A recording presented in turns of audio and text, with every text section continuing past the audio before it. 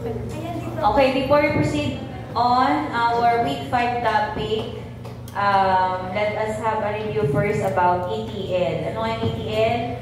Extract, transform, and load. Okay. So, I have prepared 5 na lang. Dati kasi 10 yung pinrepare ko. By this time, 5 questions only. And napakadali lang sagutan.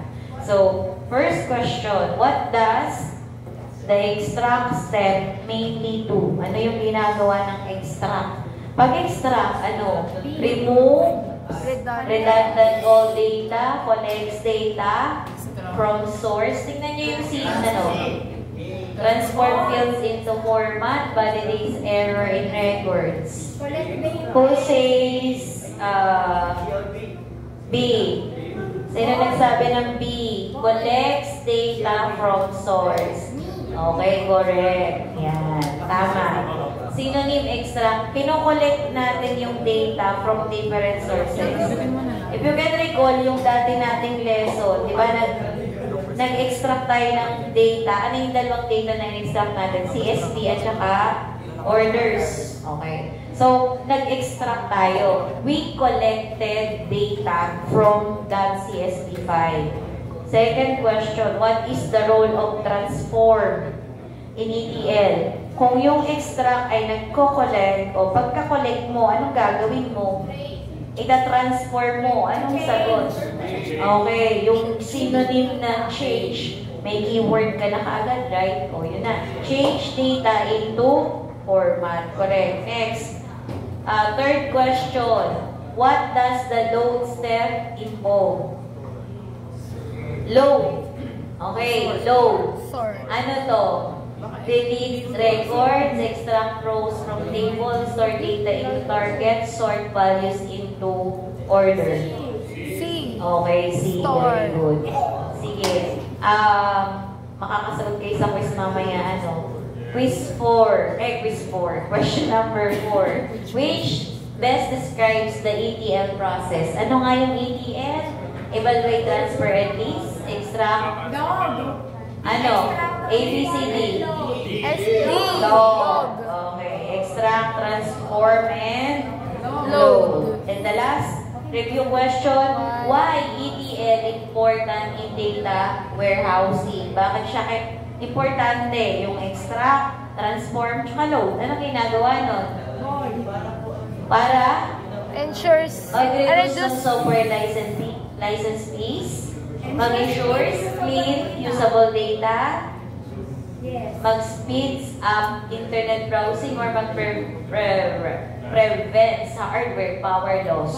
Boy. Mag-ensures, okay, ng clean, usable data. Lilinisin ang data kasi sa data, pag prepare natin yung data, we can use that for analyzation. Okay? So, now, you are ready to proceed, no? Yung topic for week 5. Okay, OLAP. Ang naalala ko pag OLAP si Snowman, no? Pasko na, no? OLAP. OLAP nga ba tawag sa kanya? OLAP. And OLTP. What's the difference? Ma'am, spelling. Ay, spelling nga naman. Yung OL doon, online. Okay? Yung A, analytic. Yung P, processing. Ano yung OLTP? Sino makakahula? Online. Transportation, transfer, ano? Ano? Sige ba? Laging ginagawa nyo. Lagi yung ginagawa. Daily procedure. Transaction. Nakuha ni girls. Anong last name? Ha? Si Papa. Okay. Online transaction processing. Online analytical processing. Okay. Sige. I-differentiate natin yan. And then, i-apply natin yung OLAP in businesses analytics. Ano yung OLAP tool na ipapakilala ko naman sa inyo? Pinakilala ko na sa inyo si Orange. Pinakilala ko na sa inyo si Power Query. No. Ngayon, ipapakilala ko naman sa inyo si Power BI. Okay? Kasi siya ay isang OLAP tool. No. for analysis. Okay. So, pag sinabing OLTP, transactional, can you give me example ng mga transactional or yung daily transactional nangyayari? Ano yun? Example? Bills. Yun, mga puro Bills. sa bank withdrawals. Okay? Mga bank withdrawals, sales transaction, Scatter daw mo. online banking, okay? So, yun yung OLTP. Lahat ay, anong ginagawa sa transaction? Nire-record. Diba? So, nire-record. Yung OLAP, ang OLAP, kailangan ina-analyze. So, read yung analytic, okay? Read heavy queries, mga trends, mga summaries, decision support. So, ang key point ng OLAP ay to answer the question, anong nangyari? What happened? OLAP. Di ba i-analyze mo? Anong nangyari? Okay? Why did it happen? What if? Yun yung OLAP. Okay? So, let's have first yung proceed muna tayo sa discussion ng data. Kasi, wala tayong i-analyze kung walang data. Can you give me example ng data? Ano yung data? Information. Information. Ang data, ano yung data? May subject kayo ng gano'n na? Ano yung data? Hoy, data. What is data? Para makapunta. Example ng data. Ha? Information. Ang data raw pa lang. Ang information process na. Example ng data, name, age. Ang information, resume na yon. Curriculum vitae. Okay. So, we live in a world full of data. Okay, businesses need to turn data into decisions. Example ng data, yung purchase, di ba? Yung mga purchases. Okay, data yon. OLAP helps summarize and analyze large data easily. Okay? Sige. Next, OLAP in simple words. OLAP. Si Snowman talaga naalala ko dito. A tool for analyzing large sets of data. Think of it as data microscope. Okay, mina-microscope natin yung data. I-zoom in, i-zoom out. We look from different angles. Okay? So, yun yung OLAP. May naligaw pa ditong ATL, OLTP versus OLAP. Ulit para ma-master nyo. OLTP, online, transaction, processing. Pag narinig yung transaction, everyday operations. Buying, payments, online, basta everyday operations. Mostly financial transaction yun, okay? OLAP, online analytical processing. So, how can we analyze? Siyempre, we studied yung mga patterns, di ba? And trends. Pag nakita mo yung pattern, kaya mo nang madesisyonan agad, alam mo na. Nakita ko pa lang, alam ko na. Okay? So, let's now have OLAP Cube. Ang OLAP Cube, 3D. Ano ibig sabihin ng 3D? 3 yung dimensions. Ways to look at. Ibig sabihin, merong top view, may side view. Ano pa yung isa? Para sa naman na side view. Tatlong view siya, 3 dimensions. Unlike yung pag-drawing tayo nung bata pa tayo. Diba nag-drawing tayo ng bahay bubo? 2D lang yun, 2D. So, yung rubric, cube, 3D yan. Okay, 3D. Way of storing data. May dimensions. Yung D means dimensions. Ways to look at. Halimbawa, yung yellow time, tapos yung blue product, tapos yung red location. No. So, yung measures in 3 dimensions then, we want to study sales. Ano yung sales? Benta. Okay. Benta yung sales. Yung profit, Yung Yung kita. Okay. Yung kita, nabawasan na siya ng mga expenses. Okay. And then yung quantity. Okay. So yan. Think of it. Think of a rubrics cube. Each side shows different data differently. Magkakaiba yung data na pinapakita niya. One side may show sales by product. Yan. Another by time, another by location. That's what an OLAP cube does. Okay? Let us slice and dice data in different ways. Ano yung term na yun? Pag sinabing slice, you will get one piece, no, from a whole slice. Okay, let us slice. Ano naman yung dice? Pag sinabing dice, 2 dimension yung kukunin natin, 2 dimension. Okay, what is slice and dice in OLAP? Slice, looking at one specific layer of data. Halimbawa, taking one slice out of a cake. Ganon. Or halimbawa, 2015 sales. Ganon lang. Ang slice lang tayo. Year 2015 sales. 2025 naman. Sobrang tagal ng 2015. Yung dice, looking at a smaller box of data by applying multiple filters like cutting a cube into smaller cube. Yung cube na malaki, kinat mo ulit siya ng cube na maliit. So, yun yung dice. Okay? Hindi lang siya two dimension siya, yung dice. Example nun, sales cube. No, sales cube. Imagine we have the sales data with 3 dimensions. Time, meron tayong year, meron tayong month, at saka meron tayong day. So, sa product naman, may category, may brand. Sa region, may city, tsaka may country. Okay? So, yung slice, the cube to only look at the sales in 2024. Okay? So, yun yung slice. Yung dice naman, the cube to look at sales of laptop in Asia. Dalawa na. Okay? Sales of laptop in Asia. Okay. Laptop in Asia during 2024. Product at saka yung year. Okay. Location, tatlo na.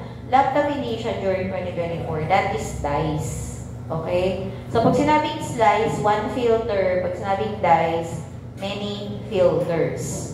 Okay? Ito yun, yung more explanation. Slice, focus on one piece. Example, 2025 only. Yung dice naman, 2 dimensions. Sales of coffee sa Manila, lugar, at sa year na 2025. Yung drill down naman, we will go into detail. Okay? Mas detalyado, monthly sales or daily sales. Yung roll-up naman, summarize na tayo. Sinamarize natin. Okay? Yung daily, tsaka yung monthly. Okay? Sinamarize natin ba? Average daily sales or average monthly sales. So, yan yung mga terminologies or operations in OLAP. Parang naglalaro lang tayo ng rubrics. Yun yung pinakang, parang mas makuha niyo yung idea. May slice, may dice, drill down, and roll up. Okay, punta tayo dun sa types of OLAP. OLAP, puro may OLAP lang sa dulo, pero magkakaiba. F, N, M, R, H. Yung MOLAP, ano yung MOLAP? Pag sinabing MOLAP, like, di ba pag, halimbawa sa cafeteria, meron doon naka-pre-pack na, pag bumili ka, iaabot na lang ng iaabot, no? So, pre-pack meals, yun yung idea ng MOLAP. Okay? Pass to serve, but limited. Pag naubos, wala na. Okay? MOLAP. Data stored in cubes. Fast, but takes space. Okay? Ini-store yung data sa cube, kaya lang, kumukuha siya ng space. Okay? Mabilis yung pag-i-store. Yung roll-up naman, ang example naman ng roll-up ay, it is just like raw grocery. Yung MOLAP, prepared na siya na meal, nakapack na, ready to serve na. Pero yung roll-up, raw pa siya. Parang data, hindi pa siya information. Raw grocery is flexible but needs more preparation. Ipi-prepare pa natin to. Example ng roll-up, data stored in relational database. No, relational databases. slower but handles big data. Ito, mabilis pero puno agad. Ito naman, mabagal pero kaya niya mag-handle ng maraming data. Okay? HOLAP, combination ni MOLAP at saka ni ROLAP. Yung HOLAP, okay, hybrid siya. Wait lang. Hybrid siya. Ang analogy natin dito para maintindihan nyo ng mas malinaw. Okay, halimbawa sa fast food chain, yung HOLAP, di ba combination nga ni MOLAP, may mga naka-prepared na mga popular items, naka-prepared na yon kasi maraming bumibili nun, no, popular eh. So, mabilis siya para mabilis ibenta. And pre-cook, okay, ready na siya, naka-ready na. Why?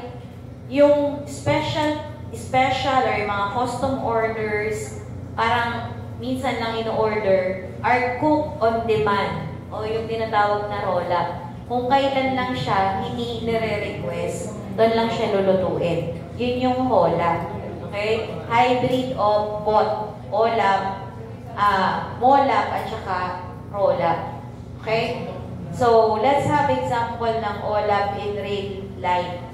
So, sa retail, nag-a-analyze, di ba, OLAP, Online Analytical Processing. Which products sell best by season? Okay? Sa banking, detecting fraud patterns. Sa education, tracking student performance. Sa healthcare, patient trends and treatment. So, lahat yan may analyzation.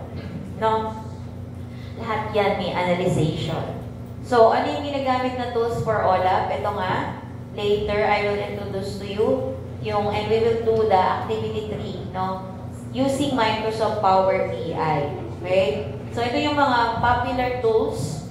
Okay? Important thing is not memorizing names, but understanding how they help. Paano sila nakakatulong in analyzation, turning raw numbers into meaningful charts and insight. Okay, Microsoft Power BI, think of it as a smart dashboard maker. You load the data, ilo-load natin yung data, or, okay, halimbawa, galing siya sa Excel or other sources, database.csv, and it lets you slice. Ano nga yung slice? May kinukuha lang tayo na isang portion, ano, isang year, okay. I-slice mo, i-dice mo, pwedeng year 2025 sa Manila, gano'n, no. I-drill down, o daily sales na, okay, with colorful charts and reports. Yun yung Power BI. Easy to use and widely used in schools and companies. Power BI. What about Tableau? Yung Tableau, very similar to Power BI, but it is known for beautiful and interactive visualization. Okay? Visualization. So, parehas niyang for visualization. Yung Tableau, drag and drop to, no? Drag and drop style. So, even non-technical people, okay, can explore yung data. So, companies use it to tell stories with data. So, yung mga data, may mga storya kasi yun eh, gagawa mo ng storya para yun yung na-analyze mo, na ganito siya. Parang kagaya ng ginawa niyo dati. Ina-analyze natin yung tatlong bulaklak na meron tayong mga data ng mga length and width ng petal and sepal, di ba? Right? So, yun. So, okay, meron siyang istorya. Ang IBM Cognos, an older but strong business intelligence tool, focuses more on reporting for big organizations, good for people who want standard reports every week or month rather than lots of interactive analysis. Ito kasi more on analysis ng dalawa. Ito naman more on reports. No? Yung Oracle S-base used by big companies for budgeting, forecasting, and financial analysis. Oracle S-base. Okay? Think of it as, heavy-duty OLAP. Okay? Yung Oracle. Heavy duty OLAP for number crunching. Yung SAP BW,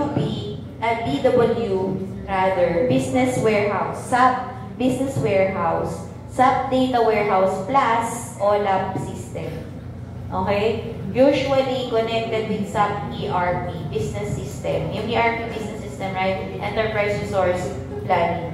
Used for large enterprises to keep all their sales, yung mga finance, HR, logistic data in one place and analyze it.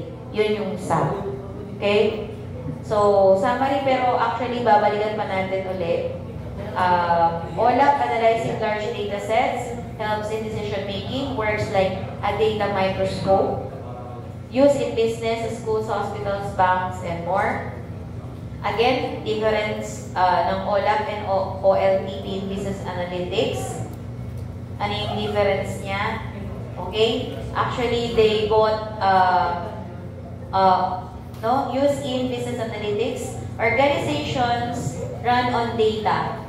Ano yung dalawang system na ginagamit ng organization? OLTP, more on reporting. OLAP, more on analyzing. Together, they power business analytics. Again, what is OLTP? Online transaction processing. Handles day-to-day operation. Example, ATM withdrawals, online purchases, airline bookings. What is OLAP? Online analytical processing used for analyzing and summarizing data. Sales trends, customer behavior, fraud detection, nag-a-analyze ka dyan. Okay? Ito yung difference ng dalawa. In purpose, ang OLTP, daily yung operations. Dito, data analysis and decisions ang purpose. Okay? For daily operations. Ang purpose, yun naman for analysis and decision making. Ang data nitong OLTP, dahil daily nga, syempre, yung current. Okay? Detailed siya. Pero yung data ng OLAP, historical, summarized. Okay? Yung queries ng OLTP, simple and fast. Kasi current, at saka maliit lang yung data niyan, kaya yung queries niyan mabilis lang. But, sa OLAP, complex and multidimensional. Ang example ng OLTP nga ay recording ng sales. Ang example naman ng OLAP ay analyzing yung sales trends. Okay? So, OLAP in business analytics using data for smarter decisions. OLAP supports sales forecasting, customer segmentation, performance tracking, and risk analysis. Yung OLAP Cube, kagaya ng sabi kanina, may tatlong dimensions. Actually, hindi lang tatlo, di ba? Meron pa nga sa likod, 4. Product type, location, sales, profit, quantity. Ang operation niya ay may slice, dice, drill down, roll up. Slice, getting a portion. Dice, may 2 dimensions. Drill down, going down more on detail, and yung roll up ay isa-summary. Okay? Isa-summarize natin. Cube design. Let's have this cube design. Good cube design is key for performance. Choose right dimension and measures. Re-aggregate data for faster results, balance, detail versus speed. For example, may problema dito. Pumunta ka sa isang restaurant and binigyan ka ng 500 pages na menu.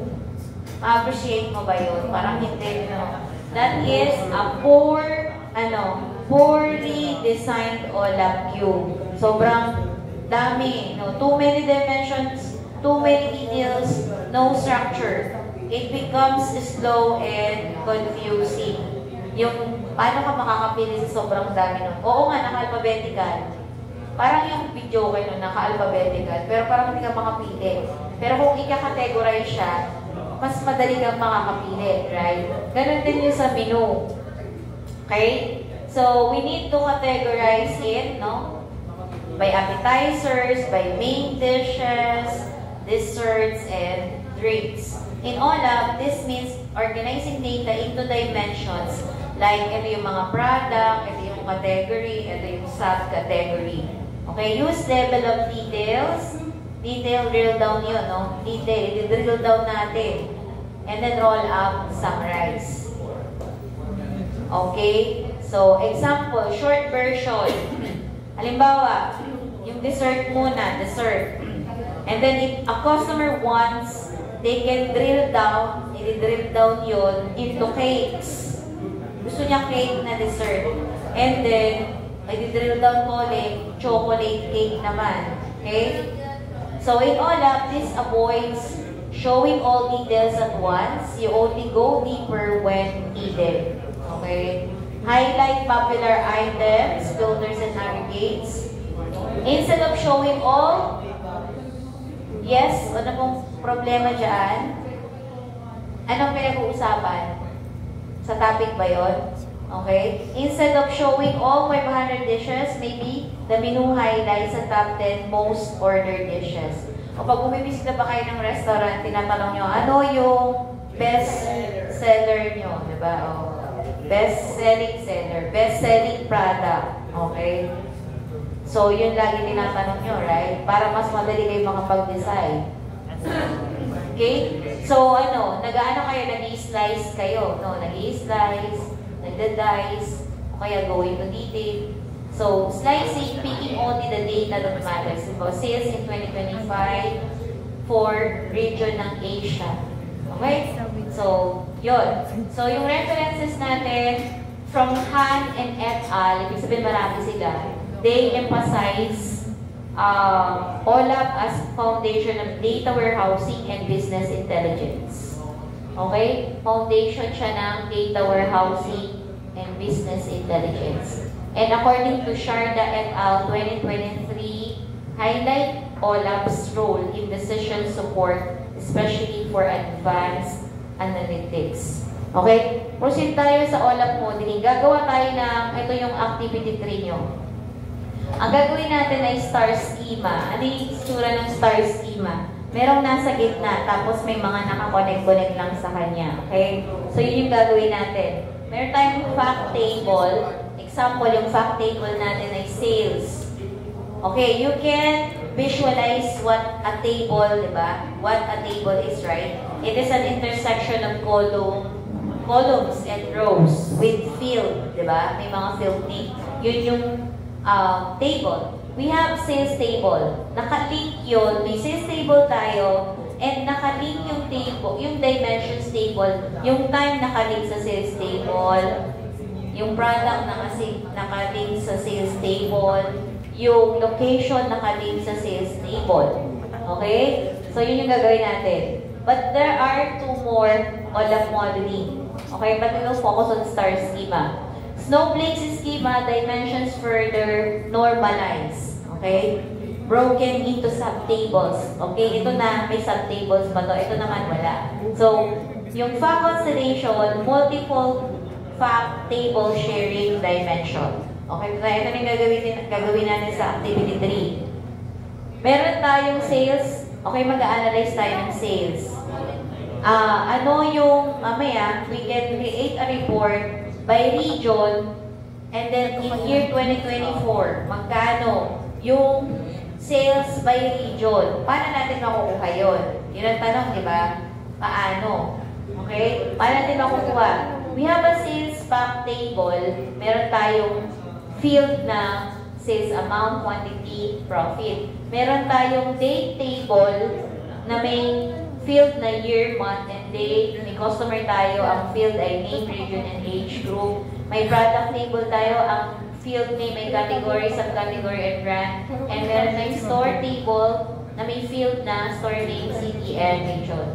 Dito, sabi, draw this schema on the board. O, hindi ko yan drawing sa board. Kumuha ako ng diagram, okay, ng schema, gamit yung Power BI. Pwede rin naman yung dbdiagram.io o kaya Lucidchart. Ito yung magiging itsura niya. Ito yung sales table, nasa gitna siya. Meron siyang tatlong field, sales amount, quantity, and profit. Meron siyang store key, nakakonect siya dito, di ba? Right? Okay. Meron siyang product key, nakakonect siya doon. Meron siyang customer key, nakakonect dito, and date key, nakakonect siya doon. So, ito yung first output na gagawin ninyo. This is a Power BI environment. No? Ito yung Power BI environment. Ito yung sales bank table. Ito na yung tatlong field niya, profit, quantity, and sales amount. Na nakakonect na siya sa store key, product key, and date key, and customer key. Okay? And this one, ito yung first output. And the second output is, ito. We generated a report, no? From that schema, we can generate a report ng sales by region and in the year 2024, last year. Nakita natin ang pinakamalaking sales ay Europe, 128,559. Sumunod lang tayo, Asia, 95,380, followed by South America and Middle East. Okay? So, paano yan gagawin? Ito na yun. Sige, i-demo ko na. Okay, you can download Power BI for desktop. No? Power BI for desktop. So, isi-search. Na-install ko na siya dito. Power BI. Hanapin si Power BI kasi na-install ko na siya. Okay, after this, Power BI for desktop. Yan. Kailangan natin nung ilang data sets yon? 5. Meron tayong sales table, customers, date, product, at saka region. So, ito na yung ating environment in Power BI desktop. Okay? We will be getting yung data from sources. Okay? That CSV yung kukunin natin. So, saan yon? Get data, nilagay ko siya. So, ano yung i-get ko na data? Mga .csv file yon. Nasa na yung .csv file natin?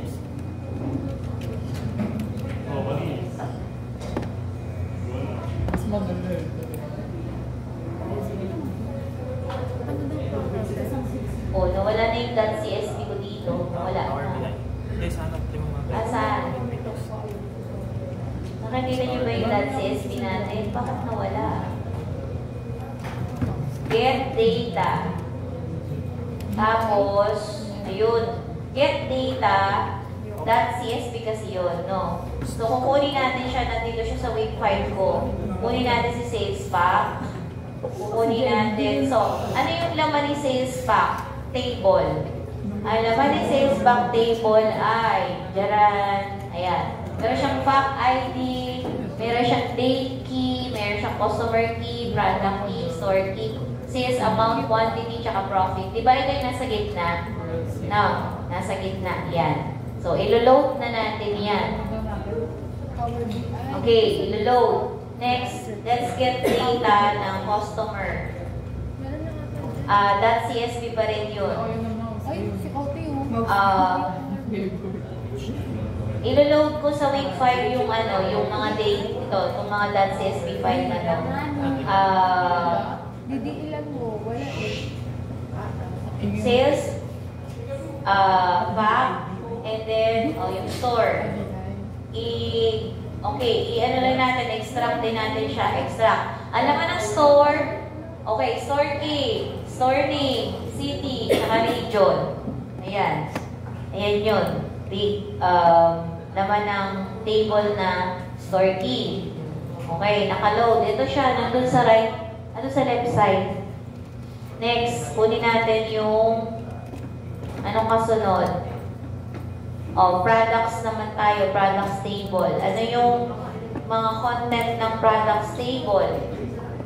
It contains, meron siyang syempre, product key, category, electronics of appliances, furniture, subcategory, laptop ba siya, smartphone, washing machine, and then yung brand. O yun yung laman ng product. Okay, load. Another. .csv ulit. Product yun. Date naman tayo, date. Ito naman yung date. Ano yung laman ng date? Date, key, year, month, at saka day. Anong araw? O yan yung laman ng... Yan yung content ng date key. Next. Last na ba to? Oo bang 5 na to eh. No? Customers.csv. Okay. Now, complete. Complete na yung ating ano. Ano naman ang customer table? Siyempre, may customer key yun, may name yun, may region, at saka age group. O yun yung mga nilagay niya. All about customers. No? Yung field natin is all about customers. Now, we have 5.csv file. Now, ito sa pinakang left side, hindi nyo lang masyado nakikita, pero once you hover over your mouse over the icon, you can see yung model view. No? Click nyo lang yung model view and yan na. Meron na kayong star schema. Ito na yun. So, nasa gitna si sales pack. Ito si sales box. Ayan, andun siya sa gitna. Parang star siya. No? Ayan. Connected na yan. Ayan, no? Connected na yan. So, this is your first output. Power BI yung ginagamit natin na. Yan. Okay? So, ito na yan. So, now, we can see that they are connected. Diba? They are connected. How? Okay. How can we create a report? No? We can, yan, low battery. Saglit. Sana umabot. Okay. We are getting the sales amount, no? Sales amount ng year 2024 sa different region. Paano yun? Paano natin kukunin yun? Sales amount, o tatlong dimension yun, di ba? Dito, sa sales pa kinuha. Sa date, at saka sa customer.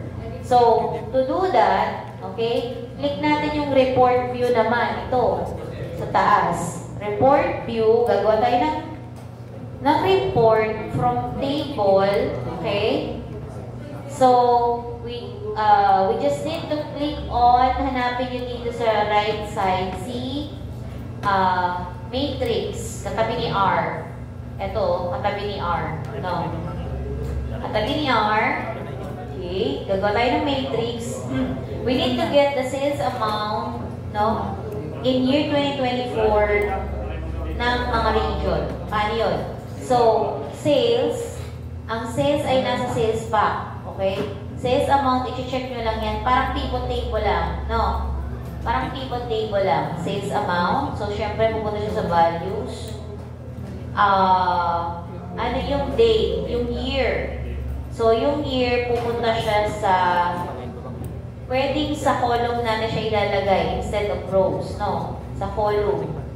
And then, yung customer natin, yung mga region. Yan. So, ito na yung output natin. Yung kaninang pinakita ko sa inyo.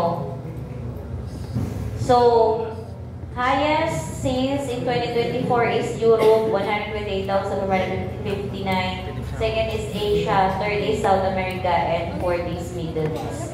Ito yung last output. Nakuha po? Yes po. Okay. So, yan yung activity number 3. Okay na? Thank you for week 5 discussion. Please, pause the discussion.